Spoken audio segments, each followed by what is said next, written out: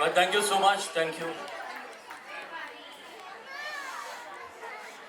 Right, Purvik ji, क्या हम इसे स्लाइड शो पे डाल सकते हैं? Can we put it on slide show? If possible, अगर मुमकिन है तो पूरा स्क्रीन हो जाएगा और I will tell you next. मैं आपको next बता दूँ.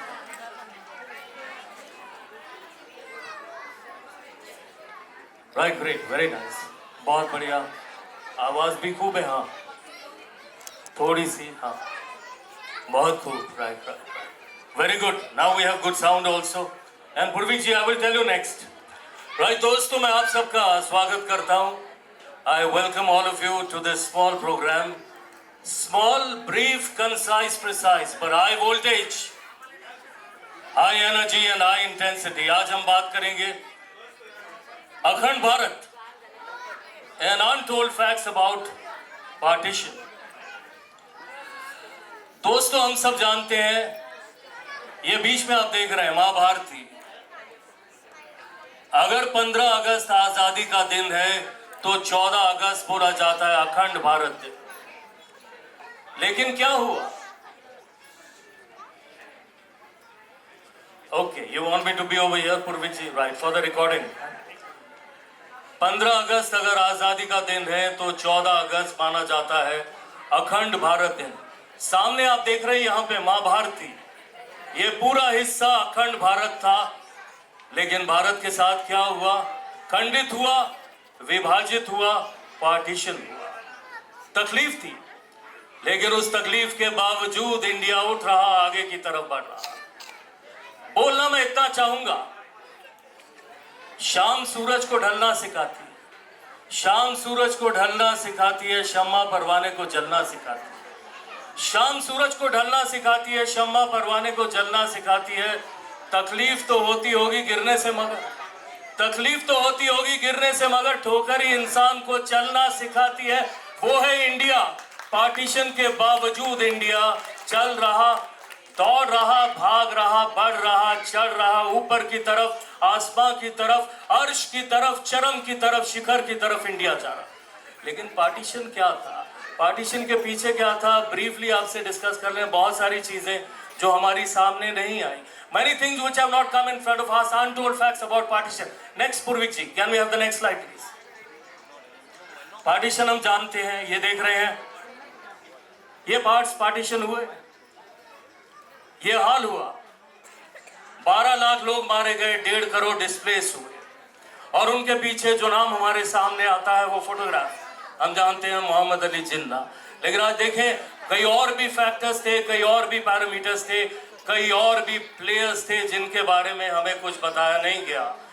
वो चीजें जो मैं आज आपसे रूबरू करूंगा, which are based on facts, figures and research. Purvik ji, next.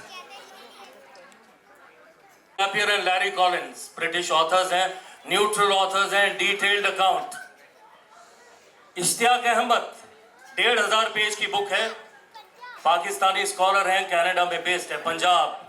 पार्टीशन्ड, bloodied and ethnically cleansed. एक एक राइट, एक एक दंगे का ब्यौरा इसमें. Jaswant Singh Jinnah, independence, partition and India, India के डिफेंस मिनिस्टर रह चुके. डॉक्टर रफीक जकारिया, औरंगाबाद से कांग्रेस के MP, the man who divided India, Mohammad Ali Jinnah के ऊपर इनकी एक किताब. देखिए इनके डिटेल्स में क्या चीजें जो हमारे सामने नहीं लाई गई. शायद जिन्होंने हमारे ऊपर राज किया 70 साल, हमारे सामने असली हकीकत नहीं आई. Let us share that. Let us understand some facts and figures. Who are the people behind partition? और जो हम बोलते हैं खून खराबा, 12 लाख लोग मारे गए, डिस्प्लेसमेंट 1.5 करोड़ लोग, वो शहादतें तो लोगों की है, वो खून तो मिला हुआ है. और भारत अगर अखंड भारत की तरफ चले तो क्या हो सकता है? Next please. हमारा इतिहास इनके बारे में बताता ही नहीं. नाम है मास्टर तारा सिंह, अकाली दल के लीडर. अगर आज मैं बोलूं इंडिया का बॉर्डर होता मथुरा पे, शायद, ये हम नहीं जानते, लेकिन हमारी लीडरशिप, कांग्रेस की लीडरशिप, उस वक्त के बड़े बड़े लीडर्स मान चुके थे, इंडिया का बॉर्डर होगा होडल, मथुरा से 40 किलोमीटर. अगर इंडिया पाकिस्तान का बॉर्डर वहां होता तो कैसा लगता? होडल 40 किलोमीटर, हरियाणा स्टार्ट होता है, हरियाणा, हिमाचल, दिल्ली और हमारा पंजाब, ईस्ट पंजाब और वेस्ट पंजाब, लाहौर, मुल्तान, रावलपिंडी, पेशावर तक पंजाब था मुस्लिम मेजॉरिटी प्रोविंस, 60% मुस्लिम, 40% हिंदू सिख। और जब अंग्रेजों ने फैसला किया मुस्लिम मेजॉरिटी, क्योंकि मुस्लिम लीग ने कहा हमारी परसेंटेज आबादी 30% से ज्यादा है, इसलिए हमें अलग देश है, हमें एक अलग सिविलाइजेशन है। अंग्रेजों ने उनका सपोर्ट किया और बोला ठीक है, पूरा सिंध गया, पूरा बलूचिस्तान गया, नॉर्थ वेस्ट फ्रंटियर प्रोविंस गया और कहा क्योंकि पंजाब और बंगाल मुस्लिम मेजॉरिटी है, वो भी जाएंगे पाकिस्तान के अंदर। अजीब सी बात, अंग्रेजों का सपोर्ट मुस्लिम लीग को था, उन्होंने बोल दिया, लेकिन हमारे लीडर्स भी मान गए कि पूरा पंजाब और पूरा बंगाल पाकिस्तान में जाएगा।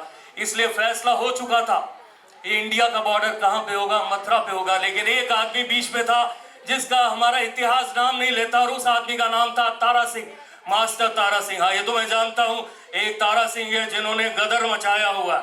शायद वो जो नाम चुना अनिल शर्मा ने, इसी मास्टर तारा सिंह की वजह से, क्योंकि इन्हीं की वजह से आज हमारे पास हरियाणा भी, हिमाचल भी, पंजाब भी और दिल्ली भी, नहीं तो मथुरा पे पाकिस्तान का बॉर्डर होता। तारा सिंह लीडर्स के पास गए, अंग्रेजों के पास, बोला no, Punjab is Muslim majority, पूरा पंजाब पाकिस्तान में, पूरा बंगाल पाकिस्तान में। कांग्रेस के लीडर्स के पास, और वो भी बोलते हैं नहीं, अभी तो हम भी वैसे थक चुके, हमारी एज हो चुकी, पंजाब जाता है तो जाए। डोमिनिक लैपियर, लैरी कॉलिंस अपनी किताब में लिखते हैं कांग्रेस की लीडरशिप एजिंग थी, अब बूढ़ी हो चुकी थी, किसी भी तरह पावर चाहते थे। लेकिन तब तारा सिंह ने एक बात कही, अंग्रेजों का लॉजिक अंग्रेजों को ही दे दिया। और तारा सिंह ने क्या कहा? तारा सिंह ने कहा कि पंजाब में हिंदू सिख परसेंटेज क्या है, 40%, और आप पाकिस्तान क्यों देना चाहते हो? क्योंकि मुस्लिम पॉपुलेशन है 30%। तो अगर इंडिया डिवाइड होगा, इंडिया पार्टीशन होगा, तो पंजाब भी पार्टीशन होगा। लॉजिक तो वही है। अगर पंजाब पार्टीशन नहीं होगा तो इंडिया भी पार्टीशन नहीं होगा, क्योंकि हिंदू सिख पॉपुलेशन 40% है। अंग्रेजों का जवाब उन्हीं को, अंग्रेजों का लॉजिक उन्हीं को, अंग्रेजों के फैक्ट्स उन्हीं को, अंग्रेजों के फिगर्स उन्हीं को, अंग्रेजों की परसेंटेज उन्हीं के मुंह पे मार दी उन्होंने, और अंग्रेजों के पास कोई जवाब नहीं था और उनको पंजाब पार्टीशन करना पड़ा, क्योंकि अंग्रेज मुस्लिम लीग के सबसे बड़े सपोर्टर्स थे और इंडिया को पार्टीशन करना चाहते थे। इसलिए पंजाब आया, दिल्ली आया, जिसे उस टाइम पे ईस्ट पंजाब बोलते थे। मास्टर तारा सिंह के बहुत अच्छे रिलेशंस थे हिंदू महासभा के लीडर्स, श्यामा प्रसाद मुखर्जी बंगाल में, पीसी चैटर्जी बंगाल में, और वही लॉजिक बंगाल के लिए दिया गया और हमारे पास बंगाल भी। नहीं तो ये बात दोस्तों हम मान लें, ना तो हमारे पास वेस्ट बंगाल होता, ना आज का पंजाब, हरियाणा, हिमाचल और दिल्ली होता, और वो पाकिस्तान होता। इसलिए ये है वो शख्स मास्टर तारा सिंह जिन्हें हम देखें, सोचे, समझे, लेकिन हमारे इतिहास इनकी बात नहीं करता, लेकिन हम तो समझ गए। Let us remember him, let us honor him, let us respect him, let us deify him in 3 cheers to Master Tara Singh। और ये तो मास्टर तारा सिंह, एक तारा सिंह हम जानते हैं जिन्होंने गदर मचा रखा आज पाकिस्तान के अंदर, इन्होंने भी मचा दिया था। लेकिन फिर से उस मोहम्मद अली जिन्ना के पीछे बहुत सारी चीजें डाल दी गई। एक ब्रीफ नजर डाल लें, वक्त थोड़ा कम है लेकिन समझ तो लें। Let some facts and figures, let us talk of facts, figures, something that is hidden, something that is not out. Next please पूर्वी जी। अल्फाज हमारे सामने, यूनियनिस्ट पार्टी। हमारे इतिहास में नाम नहीं है यूनियनिस्ट पार्टी का। यूनियनिस्ट पार्टी क्या थी? यूनाइटेड पंजाब की सबसे बड़ी पार्टी। और ये शख्स जिनके बारे में शायद हम नहीं जानते, इनका नाम आप देख रहे हैं, सर छोटू राम, रोहतक के रहने वाले। मैं रोहतक में था अभी और पूछा कौन है सर छोटू राम? कोई बोलता है कोई प्लेयर है, कोई बोलता है किसी सोशल वर्कर है। मैं आपको बता दूं, पंजाब में 1923 से 1947 तक जो पार्टी रूल कर रही थी उसका नाम था यूनियनिस्ट। हिंदू, मुस्लिम, सिख रिप्रेजेंटेशन इस पार्टी में, और उसके डेप्यूटी चीफ मिनिस्टर थे सर छोटू राम। और चीफ मिनिस्टर कौन थे? सर सिकंदर हयात Khan. Sir Chhotu Ram deputy chief minister. मुस्लिम लीग ने जितनी भी कोशिश कर ली पंजाब में, उनको ब्रेक थ्रू नहीं मिल रहा था। यह थी ताकत सर सिकंदर हयात खान की। लेकिन फिर क्या हुआ? किस्मत। 1945 सर सिकंदर हयात खान की डेथ, फरवरी 1945 नवंबर सर छोटू राम की डेथ, और उसके बाद जो पंजाब के चीफ मिनिस्टर बने सर खिजर हयात तिवाना, वो उतने स्ट्रांग नहीं थे, लोगों से कनेक्शन नहीं था, लोगों से मिलते नहीं जुलते नहीं, उनके पास नहीं आते।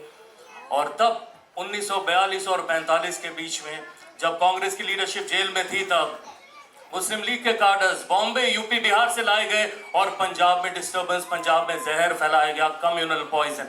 फिर भी 1946 में जो इलेक्शन हुए पंजाब में, उसमें नंबर 1 पार्टी, इतने जहर के बाद मुस्लिम लीग, लेकिन मेजॉरिटी नहीं, close second unionist party, number 3 Congress, number 4 Akali Dal.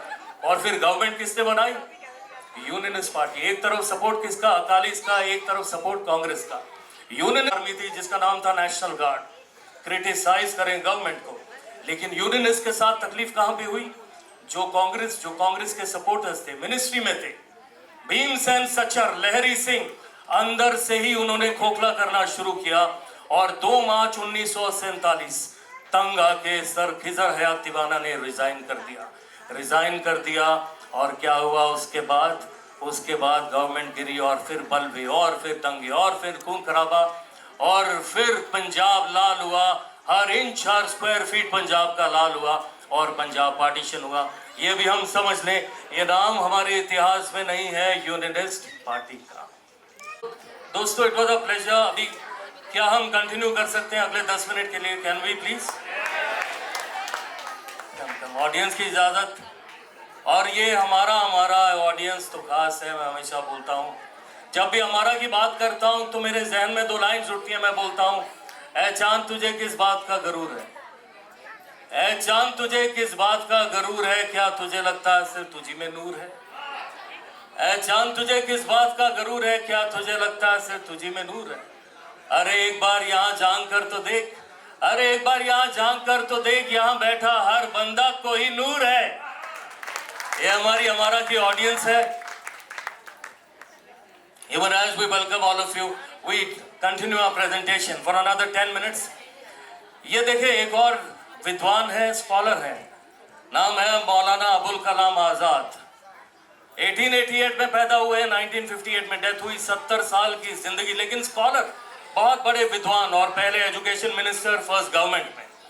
और ये किताब है एमजे अकबर, आज के बहुत बड़े स्कॉलर हैं। और ये किताब अभी रिलीज हुई, the struggle of Gandhi's Hinduism versus Jinnah's Islam. अब यहाँ पे क्या बोलते हैं, बड़ी इंटरेस्टिंग चीज। मौलाना आजाद बोलते हैं, 2 ब्लंडर्स मुझसे हुए, मेरे सामने हुए, 2 बड़ी गलतियां। और कौन सी? 1937 यूपी इलेक्शंस। और बोलते हैं मुस्लिम लीग साफ हो गई, 2 मेंबर्स खाली, चौधरी खलीकुज्जमान और नवाब इस्माइल खान, और जिन्ना के ऊपर हावी हो गए। और कहा कि हम कांग्रेस की गवर्नमेंट में आना चाहते हैं, we will support the government. और मैंने बोला, आप आ सकते हैं हमारी गवर्नमेंट में, कि कांग्रेस तुम इन 2 मेंबर्स को एब्जॉर्ब कर लेगी और मुस्लिम लीग का वजूद खत्म हो जाएगा। लेकिन बोलते हैं अगले दिन क्या हुआ? पंडित नेहरू न्यूज़पेपर में उनकी statement, we have nothing to do with the Muslim League. और जिन्ना फिर से खड़े हो गए, जिस मुस्लिम लीग को मैं एब्जॉर्ब कर लेता और खत्म कर देता। ये बोलते हैं मौलाना आजाद। और दूसरा, 1946 कैबिनेट मिशन आया सर स्टैफर्ड क्रिप्स का, और ड्राफ्ट बनाया किसने? मौलाना आजाद ने। और क्या था? इंडिया क्या बनेगा? इंडिया बनेगा एक फेडरेशन। सेंटर के पास सिर्फ 3 सब्जेक्ट, सेंटर के पास होगा फाइनेंस, डिफेंस, एक्सटर्नल अफेयर्स, और बाकी सब ऑटोनॉमी किसके पास? प्रोविंसेस के पास। राइट बच्चों, 1 minute. Children, right children, we're talking something very very serious, so I would request silence please. Maulana Azad बोलते हैं, मैंने सर स्टैफर्ड क्रिप्स के साथ ड्राफ्ट बनाया कैबिनेट मिशन का। मुस्लिम लीग फॉर्म में था और मौलाना आजाद किसी तरह नहीं चाहते थे पार्टीशन हो। और बोलते हैं ड्राफ्ट क्या था? इंडिया फेडरेशन होगा, सेंटर स्ट्रांग होगा, 3 सब्जेक्ट होंगे, डिफेंस होगा, फाइनेंस होगा, एक्सटर्नल अफेयर्स होगा, बाकी सब प्रोविंसेस के पास, ऑटोनॉमी। तो बोलते हैं जब प्रोविंशियल ऑटोनॉमी होगी तो क्या सब्जुगेशन, क्या डोमिनेशन? मुस्लिम लीग की आर्ग्यूमेंट ही खत्म हो गई। जो मुस्लिम लीग बोलती थी कि अब डोमिनेशन हिंदूज का होगा, बोलते हैं मैंने खत्म कर दिया था, क्योंकि मुस्लिम लीग के मेंबर्स ने एक्सेप्ट कर लिया उस कैबिनेट मिशन को, और कांग्रेस ने भी एक्सेप्ट कर लिया। लेकिन बोलते हैं अगले दिन फिर कांग्रेस के प्रेसिडेंट पंडित जवाहरलाल नेहरू न्यूज़पेपर्स में कहा, हमें कैबिनेट मिशन मंजूर नहीं। और बोलते हैं मैं हैरान, दंग, हक्का बक्का भौं चक्का। बोलते हैं दूसरी बार 1937 पहला ब्लंडर, पेज नंबर 162 अपनी बायोग्राफी मौलाना आजाद बोलते हैं पहला ब्लंडर किसका? पंडित नेहरू का, और मुस्लिम लीग जिंदा हुई। 1946 में फिर से मौलाना आजाद बोलते हैं मैंने मुस्लिम लीग को खत्म कर दिया। दूसरा ब्लंडर 1946 9 साल बाद फिर से किसका? पंडित जवाहरलाल नेहरू का। तो अब हम तो समझ सकते हैं कि जब उनकी पार्टी के ही लोग ये बोल रहे हैं उनके बारे में, तो फिर वो देश क्या होगा जिसके साथ वो 17 साल जिसके ऊपर वो थे। तो दोस्तों ये थी बहुत सारी चीजें जो पार्टीशन के बारे में है। Purvi ji, can we go next please? ये मैं आज आपसे डिस्कस फिलहाल बहुत ब्रीफली टच करूंगा या नहीं भी करना चाहूंगा। Let us move ahead. Purvi ji, Pawan ji, can I spend 5 minutes on this? Audience, can I spend 5 minutes? This is also very very important. Okay, can we go behind? Yeah, can we go behind Purvi ji? यह है Clement एटली, labour prime minister England के। 1945 Churchill की हार हुई। Churchill वो थे जो बोलते थे इंडिया को मैं कभी आजादी नहीं दूंगा। लेबर की जीत हुई, लेबर की जीत, एटली की जीत, प्राइम मिनिस्टर बने। और प्राइम मिनिस्टर बने, इंडिया इंडिपेंडेंस एक्ट हुआ, इंडिया को इंडिपेंडेंस मिली। Right children, please, children over there behind also please, I would request you. गुजारिश, इनायत, इल्तिजा, बिनती, निवेदन, आग्रह, अनुरोध, दरख्वास्त बच्चों से, क्योंकि बात बहुत अहम है बच्चों, जो देश की जो हमारे सामने नहीं लाई गई। हम समझ तो ले, बात आगे चले तो सही, बढ़े तो सही, चढ़े तो सही, लोग जाने तो सही सच्चाई क्या और हकीकत क्या। क्लेमेंट एटली, इंडिया इंडिपेंडेंस एक्ट पास हुआ 25 मार्च 1947, house of Commons, London. 15 June 1948 India को आजादी, तारीख मुकर्रर थी। वो तो लॉर्ड माउंटबेटन आए और प्रीपोन कर दिया 8 महीने से 10 महीने से, जो 15 अगस्त 1947 मिली। और फिर आजादी हुई, पार्टीशन हुआ और खून खराबा हुआ, हम जानते हैं। और ऐसा खून खराबा जो हॉलोकॉस्ट वर्ल्ड वॉर 2 से भी ज्यादा माना जाता। क्लेमेंट एटली रिटायर हो गए, 1955 में कलकत्ता में थे। और स्टेट्समैन न्यूज़पेपर के जर्नलिस्ट का इंटरव्यू उनके साथ, और कहा, क्लेमेंट एटली साहब, आप हमारी क्विट इंडिया मूवमेंट से इतना डर गए आप कि आपने इंडिया की आजादी डिक्लेयर कर दी। You were scared of the quit India movement. और क्लेमेंट एटली हंसने लगे। बोलते, क्यों हंस रहे हैं? बोलता है, क्विट इंडिया मूवमेंट थी, लेकिन ये आप ही समझते हैं। 8 अगस्त 1942 ऐलान हुआ भारत छोड़ो। 9 अगस्त को हमने कांग्रेस की लीडरशिप को बंद कर दिया। कोई आगा खान पैलेस में, महात्मा गांधी अहमदनगर जेल में, आजाद, नेहरू, पटेल महसाना के जेल में। बोलते हैं हमने तो लीडरशिप को बंद कर दिया, कुछ ग्रो नहीं हुआ। एक ही चीज बढ़ी उस टाइम पे, और वो जो चीज बढ़ी उस टाइम पे वो थी मुस्लिम लीग। उनको पूरा प्लेन ग्राउंड मिल गया। और आप ही को लगता है क्विट इंडिया मूवमेंट हम नहीं मानते, आप मानते हैं तो मान लो। तो रिपोर्टर ने कहा, फिर आपने आजादी क्यों दी इंडिया को? बोलते हैं, शायद आप नहीं जानते, it was because of the naval mutiny, 1946 naval mutiny. और ये प्रमोद कपूर की किताब है, जो पहले मार्केट में नहीं आने दी जा रही थी, अब मार्केट में आई है। नेवल म्यूटिनी 1946, और वाइजैक से जा रही थी कलकत्ता। और एटली बोलते हैं, ये इंडियन नेवी थी, 1946 था। 1857 में ना आपके पास लीडरशिप थी, ना आप लोग ऑर्गेनाइज थे। वर्ल्ड वॉर में हमने आपके सिपाही खड़े किए थे, हमने आर्म्स दिए थे, हमने लीडरशिप दी थी। और जब बॉम्बे में 3 बार उन्होंने 5000 फैमिलीज को निकाल के कार्स में से कार्स को जला दिया, हमें डर था, जो वार्निंग थी कि अगली बार तुम्हें भी जला देंगे। नेवल रेटिंग बोल रहे थे 5 लाख अंग्रेज इंडिया में बुचर कर दिए जाएंगे। मॉडर्न भी है, डिसिप्लिन भी है, तादाद भी है, वेपन्स भी है, आर्म्स भी है, एम्यूनिशन भी है। 1857 तो हमने संभाल लिया था, 1946 हम नहीं संभाल पाते, हमारी वो ताकत नहीं थी। और हमने तब ऐलान किया, हमने फैसला किया अपने दिल में कि इंडिया को आज़ादी दी जाएगी।